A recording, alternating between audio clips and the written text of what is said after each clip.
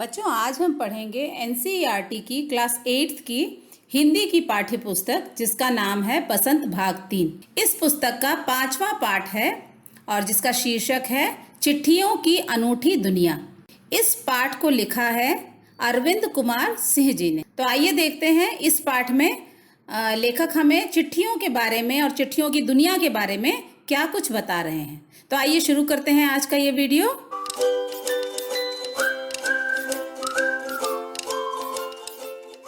पाठ 5 चिट्ठियों की अनूठी दुनिया। आइए पहले पाठ से संबंधित कुछ बातें कर लेते हैं। बच्चों, अरविंद कुमार सिंह द्वारा लिखा गया यह पाठ चिट्ठियों की अनूठी दुनिया हमें चिट्ठियों के बारे में आश्चर्यचकित कर देने वाली बातें बताता है। इस पाठ के माध्यम से लेखक हमें यह बताना चाह रहे हैं कि भले ही संचार साधनों में दिन प्रतिदिन वृद्धि हो रही है, लेकिन चिट्ठियों की जो दुनिया है वह निराली है, अनोखी है।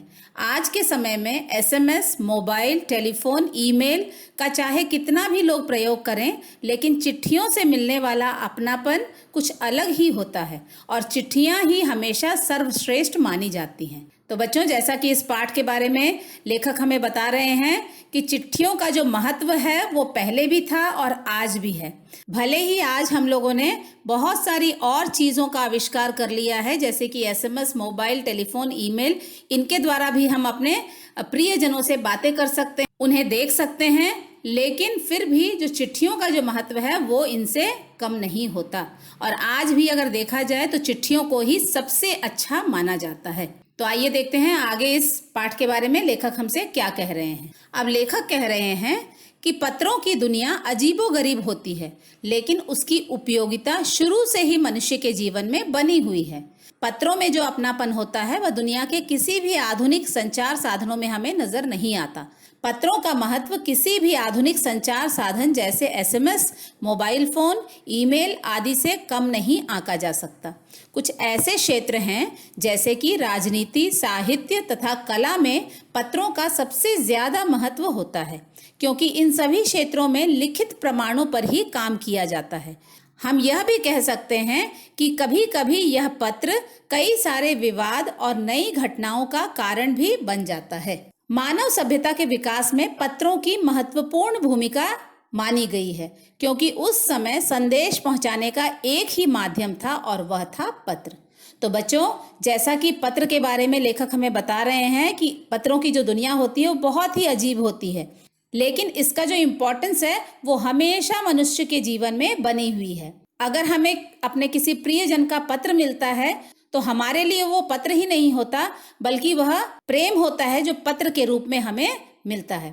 आज चाहे कितने भी आधुनिक संचार साधन हमारे पास हैं, जैसे कि एसएमएस, मोबाइल, ईमेल, जिनसे कि हम मिनटों में अपना समाचार अपने लोगों तक पहुंचा सकते हैं, लेकिन इन सभी संचार साधनों के बावजूद भी अगर पत्र से इनकी तुलना की जाए तो उसका जो महत्व है वो कभी कम नहीं हो सकता। कुछ ऐसे क्षेत्र हैं जहां पर कि पत्र जो है वो एक महत्वपूर्ण भूमिका निभाता है, जैसे कि राजनीति, पॉलिटिक्स, साहित्य, लिटरेचर और कला, आर्ट। यहाँ पर पत्रों का प्रयोग किया ही जाता है, क्योंकि इन सभी क्षेत्रों में हमें लिखित प्रमाणों पर ही काम करना होता है। लिखित प्रमाणों का मतलब है रिटन एविडेंस। जैसे अगर कोई साहित्य के क्षेत्र में है तो उसे कहानियां लिखनी है, कविताएं लिखनी है, तो वो लिख करके ही अपना काम कर सकता है। उसी तरह से राजनीति में भी नए नए नियम, कानून या फिर देश से संबंधित जो जरूरी कागजात होते हैं वो सभी लिख करके ही तैयार किए जाते हैं। तो ये ऐसे क्षेत्र हैं जहां पर कि पत्रों का बहुत ज्यादा महत्व होता है। लेकिन कभी कभी कुछ इस तरह के भी पत्र हैं जिन्होंने बहुत बड़े बड़े विवाद भी खड़े कर दिए। विवाद मतलब डिस्प्यूट, प्रॉब्लम्स भी खड़े कर दिए हैं। अगर हम अपने मानव सभ्यता की बात करें तो इस सभ्यता में पत्रों का एक महत्वपूर्ण स्थान माना गया है, क्योंकि पुराने समय में भी एक राजा दूसरे राजा को यदि कोई संदेश पहुंचाना चाहता था तो वह पत्र ही ऐसा माध्यम होता था जिसके द्वारा वो अपने विचार या कोई भी नई चीज वो दूसरों तक पहुंचा सके। आइए देखते हैं इसके बाद लेखक क्या कह रहे हैं। लेखक कह रहे हैं कि पत्र की जो कीमत होती है वह सब जगह एक ही होती है, लेकिन उसे अलग अलग नामों से पुकारा जाता है। जैसे उर्दू में खत, संस्कृत में पत्र, कन्नड़ में कागज, तेलुगु में उत्तरम, जाबू और लेख तथा तमिल में कड़ित कहा जाता है। दुनिया भर में हर रोज करोड़ों पत्र एक स्थान से दूसरे स्थान पहुंचते हैं। केवल भारत में ही 4.5 करोड़ चिट्ठियां डाक में डाली जाती हैं। पत्र हमारी यादों को सहेज कर रखती है। पत्र लिखना भी एक कला माना जाता है, इसीलिए मनुष्य के जीवन में पत्रों की बहुत ज्यादा अहमियत होती है। तो यहाँ पर बच्चों लेखक कह रहे हैं कि पत्र की जो कीमत होती है, जो कॉस्ट होता है पत्र का, वो चाहे हम भारत के किसी भी कोने में जाएं वो एक ही होता है, लेकिन पत्र जो है उसे अलग अलग नामों से पुकारा जाता है, जैसे कि उर्दू में खत, संस्कृत में पत्र, कन्नड़ में कागज, तेलुगु में उत्तरम और तमिल में कडित। यहाँ पर जाबू और लेख भी एक तरह की भाषाएं हैं। इन भाषाओं में भी पत्र को कडित ही कहा जाता है। और दुनिया भर में करोड़ों पत्र एक स्थान से दूसरे स्थान पर पहुंचाए जाते हैं। अगर हम केवल भारत की बात करें तो रोज डाक मतलब लेटर बॉक्स में 4 करोड़ से ज्यादा चिट्ठियां इसमें डाली जाती हैं। पत्र एक ऐसा माध्यम है जो हमारी यादों को, हमारी मेमोरीज को भी संभाल कर रखती है। और लेखक यह कहते हैं कि पत्र लिखना भी एक कला है। पत्र लिखने के लिए भी एक अलग तरह की समझ होनी चाहिए। इसीलिए मनुष्य ने जीवन में पत्रों की बहुत ज्यादा अहमियत मानी है। तो आइए देखते हैं अगले पेज में लेखक हमसे क्या कह रहे हैं।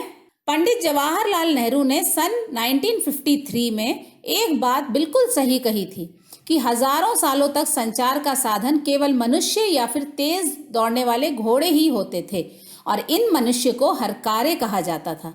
यह हरकारे भाग भाग कर पत्र एक जगह से दूसरी जगह पहुंचाते थे। इनके बाद घोड़ों द्वारा संदेश पहुंचाया जाने लगा। उसके बाद पहिए वाले वाहनों द्वारा डाक पहुंचाई जाने लगी। लेकिन रेलवे और तार के आने के बाद बहुत ज्यादा बदलाव आया। तार के माध्यम से रेल से भी ज्यादा जल्दी संदेश पहुंचा दिया जाता था। आज टेलीफोन, वायरलेस और भविष्य में रेडार के आने से दुनिया में और भी ज्यादा बदलाव आएंगे। तो यहाँ पर पंडित नेहरू ने भविष्य में आने वाले बदलावों को देखते हुए कुछ ऐसी बातें कही थी जो कि आज हम उन्हें सच होता हुआ देख रहे हैं। जैसे कि उन्होंने कहा था कि अगर हम हजारों साल पहले देखें तो उस वक्त जो समाचार पहुंचाने का या पत्र पहुंचाने का जो माध्यम था वो सिर्फ मनुष्य थे और मनुष्यों के बाद फिर धीरे धीरे घोड़ों पर सवार होकर लोग एक जगह से दूसरे जगह पत्रों को पहुंचाते थे। और ऐसे मनुष्य जो संदेश लेकर एक स्थान से दूसरे स्थान जाते थे हरकारे कहा जाता था और ये दौड़ दौड़ कर एक जगह से दूसरी जगह संदेश पहुंचाया करते थे। लेकिन उसके बाद जब पहिए वाले वाहनों का आविष्कार किया गया तो उस वक्त थोड़ी सी आसानी हो गई और डाक फिर इन पहिए वाले वाहनों के द्वारा पहुंचाई जाने लगी। लेकिन पत्रों के क्षेत्र में सबसे बड़ा बदलाव रेलवे और तार के आने से हुआ। यहाँ पर तार का मतलब है टेलीग्राम। तो यहाँ पर तार के आने से रेल से भी ज्यादा जल्दी संदेश पहुंचा दिए जाते थे। लेकिन आज अगर देखा जाए तो टेलीफोन, वायरलेस और भविष्य में रेडार जैसी चीजें दुनिया में और भी ज्यादा बदलाव ले आएंगी। आइए देखते हैं पंडित नेहरू आगे हमें क्या बता रहे हैं। पिछले कुछ वर्षों में पत्र लेखन को कला का एक रूप भी माना गया है। भारत में डाक व्यवस्था के सुधार और पत्रों के महत्व को बनाए रखने के लिए कोशिशें भी की जा रही हैं। भारत में पत्र संस्कृति के विकास के लिए स्कूल के पाठ्यक्रम में भी पत्र लेखन का विषय शामिल किया गया है। केवल भारत में ही नहीं, दुनिया के कई देशों में इस तरह के प्रयास किए जा रहे हैं और विश्व डाक संघ ने भी पत्र लेखन को प्रोत्साहन देने हेतु 16 वर्ष से कम उम्र के बच्चों के लिए पत्र लेखन प्रतियोगिताएं आयोजित करने का सिलसिला भी सन 1972 से शुरू कर दिया है। संचार साधनों के विकास का प्रभाव पत्र संस्कृति पर भी पड़ा है, लेकिन गांव में आज भी लोग अपनी कुशलता का समाचार पत्रों द्वारा ही अपने संबंधियों को देते हैं। ईमेल, टेलीफोन तथा मोबाइल ने चिट्ठियों की रफ्तार जरूर कम कर दी है, पर व्यापार से संबंधित डाकों की संख्या लगातार बढ़ रही है। अब यहाँ पर जैसा कि पहले भी बताया गया है कि पत्र लिखना एक कला है और यह कला सबको नहीं आती है। हमारा जो भारतीय डाक सेवा है वो अपने पत्रों के महत्व को बनाए रखने के लिए बहुत सारी कोशिशें कर रहा है। जैसे कि विद्यालय के जो पाठ्यक्रम होते हैं उसमें भी पत्र लेखन एक विषय शामिल किया गया है और यह पढ़ना बच्चों के लिए आवश्यक भी बना दिया गया है। कुछ ऐसी भी प्रतियोगिताएं आयोजित की जाती हैं जिसमें कि बच्चों को पत्र लिखना पड़ता है। तो ये एक प्रोत्साहन के रूप में ये सारे काम किए जा रहे हैं ताकि बच्चे जो हैं वो पत्र लिखने के प्रति जागरूक हों। गांव में आज भी लोग जो आधुनिक संचार साधन हैं उनका कम ही इस्तेमाल करते हैं। आज भी अगर वो अपना समाचार अपने प्रियजनों तक पहुंचाना चाहते हैं तो वो पत्र का ही सहारा लेते हैं। ऐसा जरूर देखा गया है कि जो आधुनिक संचार साधन आए हैं उनके कारण पत्रों का जो महत्व है वो थोड़ा सा कम हो गया है, लेकिन फिर भी व्यापार से संबंधित, व्यापार मतलब बिजनेस से जो रिलेटेड बातें होती हैं उनके लिए आज भी लोग पत्रों का ही सहारा लेते हैं। तो आइए देखते हैं आगे इस पाठ में क्या है। पत्र मनुष्य के लिए एक धरोहर के समान होते हैं। आज भी देखा जाए तो शायद ही कोई ऐसा होगा जिसने कभी किसी को पत्र ना लिखा हो या पत्रों का बेसब्री से इंतजार ना किया हो। हमारे देश के सैनिक अपने परिवार के लोगों द्वारा लिखे पत्रों का बेसब्री से इंतजार करते हैं। एक ऐसा भी समय था जब लोग अपने प्रियजनों के पत्रों का महीनों इंतजार करते थे, लेकिन अब समय के साथ बहुत कुछ बदल गया है। पहले लोगों के लिए संचार का सिर्फ एक ही साधन था और वह था पत्र, लेकिन आज संचार के कितने ही साधन मनुष्य ने विकसित कर लिए हैं। आज भी देश में ऐसे कितने ही लोग हैं जो पत्रों को बहुत संभाल कर रखते हैं, जैसे बड़े बड़े लेखक, पत्रकार, उद्यमी, कवि, प्रशासक, सन्यासी या किसान आदि द्वारा लिखी पत्र रचनाएं तो आज अपने आप में अनुसंधान का विषय है। तो बच्चों, यहाँ पर लेखक यह कह रहे हैं कि पत्र जो है एक धरोहर के समान भी होते हैं। धरोहर मतलब हेरिटेज, जिन्हें हम काफी संभाल करके रखते हैं। और शायद ही कोई ऐसा मनुष्य होगा जिसने कभी किसी को पत्र ना लिखा हो या किसी के पत्र का इंतजार ना किया हो। खासकर जो सैनिक होते हैं, जो हमारे देश की रक्षा के लिए बॉर्डर पर तैनात होते हैं, वो तो अपने प्रियजनों के पत्रों का इंतजार बहुत ही बेसब्री से करते हैं, क्योंकि वही एक माध्यम होता है जिससे कि वो अपना समाचार अपने लोगों तक पहुंचा सके और पत्र के द्वारा अपने जो प्रियजन गांव में, शहरों में हैं, उनका समाचार वो जान सके। एक समय ऐसा भी था जबकि लोग सिर्फ पत्र द्वारा ही अपना समाचार दूसरों तक पहुंचाते थे, तो उस वक्त कभी कभी तो लोगों को महीनों अपने प्रियजनों के पत्रों का इंतजार करना पड़ता था। लेकिन अब मनुष्य ने ऐसी बहुत सारी नई चीजों का विकास कर लिया है जिनके माध्यम से हम तुरंत ही अपना समाचार अपने प्रियजनों तक पहुंचा सकते हैं। लेकिन आज भी ऐसे कई लोग हैं, जैसे कि लेखक, पत्रकार, उद्यमी, कवि, प्रशासक, सन्यासी या किसान, जिन्होंने कभी ना कभी किसी को पत्र लिखा होगा और उन पत्रों को देखने पर ऐसा लगता है कि इन पत्रों पर अनुसंधान किया जाना चाहिए, रिसर्च की जानी चाहिए। तो आइए देखते हैं आगे इस पाठ में क्या है। पंडित नेहरू ने भी अपनी पुत्री इंदिरा गांधी को कितने ही पत्र लिखे। आज करोड़ों लोग उन पत्रों को पढ़कर प्रेरणा पाते हैं। यदि उस समय आज की तरह संचार साधन होते तो पंडित नेहरू भी अपनी पुत्री इंदिरा गांधी को पत्र ना लिखकर फोन करते और उस दशा में पिता के पत्र पुत्री के नाम जैसे प्रेरणादायक पत्र हमें पढ़ने को नहीं मिल पाते। पत्रों को तो हम संभाल कर रख सकते हैं, परंतु एसएमएस के द्वारा मिले संदेश हम जल्दी ही भूल जाते हैं। ऐसी बहुत सारी महान हस्तियां हैं जिनकी सबसे बड़ी यादगार उनके द्वारा लिखे गए पत्र ही हैं, और इनमें सबसे पहला नाम आता है हमारे राष्ट्रपिता महात्मा गांधी जी का। दुनिया के बहुत सारे संग्रहालयों में भी प्रसिद्ध हस्तियों के पत्रों को संभाल कर रखा गया है। इन पत्रों द्वारा ही हमें अपने अतीत और इस समाज को जानने का मौका मिलता है। भारत की आज़ादी के समय कुछ अंग्रेजी अफसरों द्वारा अपने परिवारों को जो पत्र लिखे गए थे, उनसे हमें पता चलता है कि आज़ादी के समय भारत की वास्तविक स्थिति क्या थी। तो यहाँ पर कुछ ऐसे पत्र थे जो कि पंडित नेहरू ने अपनी पुत्री इंदिरा गांधी को लिखे थे। पंडित नेहरू जब कभी अपनी पुत्री इंदिरा गांधी से दूर रहते थे या सजा के तौर पर किसी जेल में बंद रहते थे, तो वहां से वो हमेशा अपनी पुत्री को पत्र लिखा करते थे। और उन्हीं सारे पत्रों का जो संग्रह है वो आज हम पिता के पत्र पुत्री के नाम जैसी पुस्तक में पढ़ते हैं, और यह जो पुस्तक है वो कितने ही लोगों को प्रेरणा देती है। पत्रों के बारे में ये भी एक बहुत अच्छी चीज है कि पत्रों को हम सालों साल अपने पास संभाल कर रख सकते हैं और रखते भी हैं, परंतु एसएमएस द्वारा जो संदेश हमें मिलते हैं वो हम जल्दी भूल भी जाते हैं और उन्हें बाद में हटा भी देते हैं। तो ऐसी बहुत सारी महान हस्तियां हैं जिनमें सबसे पहला नाम आता है हमारे राष्ट्रपिता महात्मा गांधी जी का, और इन्होंने भी अपने समय में बहुत सारी प्रसिद्ध हस्तियों को पत्र लिखा था जिन्हें कि बहुत संभाल कर संग्रहालयों में मतलब म्यूजियम में रखा गया है। पत्रों के द्वारा हमें बहुत सारी चीजों का पता चलता है, जैसे कि किन परिस्थितियों में किसने किसको ये पत्र लिखे थे, उस वक्त भारत की क्या स्थिति थी, लोग किस तरह की परेशानियों का सामना कर रहे थे। ये अगर हम पत्रों को पढ़ें तो हमें ये सारी बातों की जानकारी पत्रों द्वारा मिल जाती है। इसी तरह से अंग्रेजी अफसर भी जब वो भारत में राज करते थे तब उन्होंने अपने परिवारों को पत्र लिखा था, और उस वक्त भारत में आजादी के लिए लोग संघर्ष कर रहे थे। उस वक्त की जो वास्तविक स्थिति थी वो अंग्रेजी अफसर अपने परिवारों को लिखकर बताया करते थे। तो उन पत्रों के माध्यम से भी हमें उस वक्त की भारत की वास्तविक स्थिति का भी पता चलता है। तो बच्चों, लेखक आगे कह रहे हैं, महात्मा गांधी को दुनिया के अलग अलग देशों से लोग पत्र लिखा करते थे और उस पत्र के ऊपर केवल महात्मा गांधी इंडिया लिखा होता था। यह पत्र महात्मा गांधी तक पहुंच भी जाते थे। भारत की आजादी से जुड़ी कई अन्य महान हस्तियों के नाम भी इसी तरह के पत्र आते थे। गांधी जी को जैसे ही कोई पत्र मिलता उसी समय वह उसका जवाब लिख देते थे।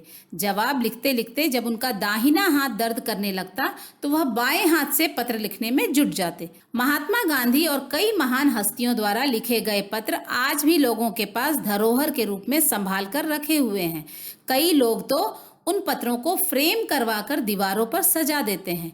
इन पत्रों के आधार पर कई भाषाओं में कितनी ही किताबें भी लिखी जा चुकी हैं। इसे पत्र का जादू ही कहा जा सकता है। तो बच्चों, यहाँ पर लेखक कह रहे हैं कि महात्मा गांधी को दुनिया के अलग अलग देशों से लोग पत्र लिखा करते थे और पत्र के ऊपर जो पता होता था, जो एड्रेस होता था, वो सिर्फ लिखा होता था महात्मा गांधी इंडिया, और इस पते के साथ वो पत्र महात्मा गांधी तक पहुंच भी जाता था। तो आप सोच सकते हैं कि महात्मा गांधी को दुनिया के अलग अलग देशों में किस तरह से लोग जानते थे। सिर्फ महात्मा, और यहाँ पर सिर्फ महात्मा गांधी ही नहीं, भारत की आज़ादी में जितने भी महान लोग लगे हुए थे उनके नाम भी इसी तरह के पत्र आया करते थे। गांधी जी को जैसे ही कोई पत्र मिलता वो उसी समय उसका जवाब लिखने लगते, और अगर लिखते लिखते उनका दाहिना मतलब कि राइट हैंड अगर दर्द होने लगता तो वो उल्टे हाथ से, बाएं हाथ से या लेफ्ट हैंड से पत्र लिखने में जुट जाते। कई ऐसे भी लोग हैं जिनको महात्मा गांधी जी ने अपने समय में पत्र लिखा होगा, और उन लोगों ने आज भी वो पत्र एक धरोहर के रूप में, एक संपत्ति के रूप में अपने पास संभाल कर रखा हुआ है। कई लोग तो ऐसे हैं जिन्होंने इन पत्रों को फ्रेम करवा लिया है और दीवारों पर सजा भी दिया है। जिनके पास इस तरह की जो महान हस्तियां थी उनके बहुत सारे पत्र हैं, उन्होंने इन पत्रों को एक पुस्तक का भी रूप दे दिया है, एक किताब का भी रूप दे दिया है। तो यहाँ पर यह कहना बिल्कुल गलत नहीं होगा कि पत्र जो है एक जादू की तरह लोगों के ऊपर असर करता था। आइए देखते हैं आगे। वास्तव में देखा जाए तो पत्र भी किसी दस्तावेज से कम नहीं है। पत्रों को आधार बनाकर कई पुस्तकें भी लिखी गई हैं, जैसे पंत के 200 पत्र बच्चन के नाम, निराला के पत्र हमको लिखियो है कहा, तथा पत्रों के आईने में दयानंद सरस्वती। प्रेमचंद के बारे में एक बात कही गई है कि वह पत्रों का जवाब देने में बिल्कुल भी देर नहीं करते थे और नए लेखकों को बहुत ही प्रेरणादायक जवाब दिया करते थे। इसी प्रकार रविंद्रनाथ टैगोर द्वारा नेहरू और गांधी जी को लिखे पत्र भी बहुत प्रेरक हैं। महात्मा गांधी और रविंद्रनाथ टैगोर के बीच सन 1915 से 1941 के बीच काफी पत्र लिखे गए। इन पत्रों को संग्रह करके महात्मा और कवि के नाम से प्रकाशित किया गया। इन पत्रों में महात्मा गांधी और रविंद्रनाथ टैगोर के विचारों और मनोदशा के बारे में पता चलता है। तो यहाँ पर जैसा कि आप देख रहे हैं, पत्रों को एक डॉक्यूमेंट की तरह समझा जाता था, और ऐसे कई लोग हैं जिन्होंने एक दूसरे को पत्र लिखे होंगे और इन पत्रों को आज किताब के रूप में प्रकाशित किया गया है, ताकि दूसरे लोग उन्हें पढ़ें और जाने कि उस वक्त लोग किस तरह से पत्र लिखा करते थे, उनके विचार क्या थे, उनकी मनोदशा क्या थी। जब हमारा भारत गुलाम था तो उस वक्त लोग किस तरह से सोचते थे, ये सारी चीजें जो हैं हमें उन पत्रों को पढ़कर पता चलती हैं। तो ऐसे कुछ पत्र हैं जो पंत ने बच्चन जी को लिखे थे, जिसका नाम था 200 पत्र। निराला के द्वारा जो पत्र लिखे गए थे और उसे जो पुस्तक का नाम दिया गया है वो है हमको लिखियो है कहा। पत्रों के आईने में दयानंद सरस्वती द्वारा लिखे गए पत्रों का संग्रह है। प्रेमचंद के बारे में एक बहुत ही अच्छी बात कही गई है कि उन्हें भी जो भी पत्र प्राप्त होते थे उनका जवाब देने में वो बिल्कुल भी देर नहीं करते थे, और उस वक्त जो नए नए लेखक थे उन्हें वो बहुत ही प्रेरणादायक मतलब इंस्पायरिंग जवाब दिया करते थे, जिससे कि उनका मनोबल बढ़े और वो अच्छी अच्छी रचनाएं लिख पाएं। इसी प्रकार एक समय ऐसा भी था जबकि रविंद्रनाथ टैगोर ने नेहरू और गांधी जी को भी बहुत सारे प्रेरक पत्र लिखे थे। इन सब का संग्रह भी हमें पुस्तक के रूप में देखने को मिलता है। अब यहाँ पर एक और पुस्तक है जिसका नाम है महात्मा और कवि। यहाँ पर महात्मा जो है वो है महात्मा गांधी और कवि हैं रविंद्रनाथ टैगोर जी। इन दोनों के बीच में भी 1915 से 1941 तक जितने भी पत्र लिखे गए, इन पत्रों को मिलाकर एक पुस्तक का रूप दे दिया गया है, जिसे कि आज लोग पढ़ भी सकते हैं। इन पत्रों को पढ़ने से हमें महात्मा गांधी और रविंद्रनाथ टैगोर के विचारों का पता चलता है। तो आइए देखते हैं पत्रों के बारे में और क्या जानकारी है। पत्र लिखने की परंपरा भारत में बहुत पुरानी है, लेकिन भारत में पत्रों का विकास आजादी के बाद ही हुआ। सभी सरकारी विभागों में डाक विभाग को सबसे आगे माना जाता है, क्योंकि यह लोगों को जोड़ने का काम करती है। पत्र ही एक ऐसी चीज है जो घर घर तक पहुंच जाती है। शहरों की आलीशान हवेलियां हों या झोपड़ियों में रहने वाले लोग, घने जंगलों से घिरे गांव हों या बर्फीले एवं पहाड़ी इलाकों में रहने वाले, समुद्र तट पर रहने वाले मछुआरे हों या फिर रेगिस्तान में रहने वाले लोग, सभी को एक दूसरे के पत्रों का बेसब्री से इंतजार रहता है। तो बच्चों, यहाँ पर लेखक कह रहे हैं कि जो पत्रों की जो शुरुआत थी वो भारत में बहुत पुरानी है, और खासकर इसका जो विकास हुआ वो भारत की आज़ादी के बाद ही हुआ। और सरकारी जो डाक विभाग है, हमारा जो गवर्नमेंट पोस्टल डिपार्टमेंट है, वो सबसे आगे माना जाता है, वो सबसे बिजिएस्ट जो है वो विभाग माना जाता है। यहाँ के लोग जो हैं वो कभी भी खाली नहीं बैठते, क्योंकि यहाँ पर लोग एक दूसरे को जोड़ने का काम करते हैं, एक दूसरे को एक दूसरे से मिलाने का काम करते हैं, एक का संदेश दूसरे को पहुंचाने का काम करते हैं। तो पत्र ही एक ऐसी चीज है जो कि घर घर जाकर पहुंचाई जाती है, और चाहे वो बड़ी बड़ी हवेलियां हो, चाहे गरीबों की छोटी सी झोपड़ी हो, चाहे घने जंगल हो या बर्फीला इलाका हो, समुद्र का तट हो या रेगिस्तान हो, कहीं भी हो, डाक विभाग के जो लोग हैं वो घर घर जाकर लोगों को उनके प्रियजनों का संदेश पत्र के रूप में देते हैं, और लोग जो हैं अपने प्रियजनों के संदेश का बेसब्री से इंतजार भी कर रहे होते हैं। तो आइए देखते हैं आगे। डाक विभाग में एक दो नहीं बल्कि करोड़ों लोग समय पर लोगों को पत्र पहुंचाने और अन्य सेवाओं में लगे हुए हैं। डाक विभाग द्वारा केवल पत्र ही नहीं भेजे जा सकते, बल्कि मनी ऑर्डर द्वारा धन भी एक व्यक्ति से दूसरे व्यक्ति को भेजा जा सकता है।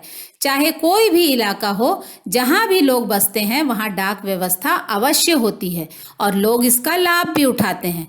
दूर दराज में या गरीब बस्तियों में जब कोई डाकिया मनी ऑर्डर या चिट्ठी लेकर आता है तो उसे देवदूत के रूप में देखा जाता है, क्योंकि अपनों द्वारा भेजे गए धन से ही उनका घर चलता है और पत्र द्वारा उन्हें अपने प्रियजनों का समाचार मिल पाता है। तो बच्चों, यहाँ पर डाक विभाग में जो काम कर रहे लोग हैं उनके बारे में लेखक बता रहे हैं कि यहाँ पर एक दो या 150 नहीं बल्कि करोड़ों लोग इस काम में लगे हुए हैं, और लोग रोज एक दूसरे के पत्रों को यहाँ से वहाँ पहुँचाते हैं। अब यहाँ पर डाक विभाग में सिर्फ पत्रों का ही नहीं बल्कि और बहुत सारी सुविधाएं भी शुरू कर दी गई हैं। उनमें सबसे ज्यादा महत्वपूर्ण जो सुविधा है वो है मनी ऑर्डर की। मनी ऑर्डर के द्वारा एक व्यक्ति दूसरे व्यक्ति को पैसे भेज सकता है, और जैसा कि हम जानते हैं कि छोटी से छोटी जगह में भी आजकल डाक विभाग खुल गए हैं, तो वहां पर लोग इसका लाभ भी उठा रहे हैं। और जो दूर दराज में जो गरीब बस्तियों में लोग रहते हैं, वहां जब कोई डाकिया या पोस्टमैन मनी ऑर्डर या चिट्ठी लेकर आता है तो उसे एक एंजल के रूप में, मतलब भगवान के द्वारा भेजा गया दूत के रूप में देखा जाता है। और जब उन्हें मनी ऑर्डर के द्वारा पैसे मिलते हैं और अपनों का समाचार मिलता है तो उनका जो मन है वो खुशी से झूम उठता है, क्योंकि उन्हीं भेजे हुए पैसों से उनका घर चलता है, उनका जीवन चलता है। तो बच्चों, यहाँ पर बड़े ही सुंदर ढंग से लेखक ने हमें चिट्ठियों के महत्व के बारे में बताया है। बच्चों, आशा है आप सबको अरविंद कुमार सिंह द्वारा लिखा गया यह पाठ चिट्ठियों की अनूठी दुनिया का भावार्थ अच्छे से समझ में आ गया होगा। एनसीईआरटी क्लास 8 के अन्य पाठों का भावार्थ भी हम आगे जरूर पढ़ेंगे। तब तक के लिए थैंक यू, धन्यवाद।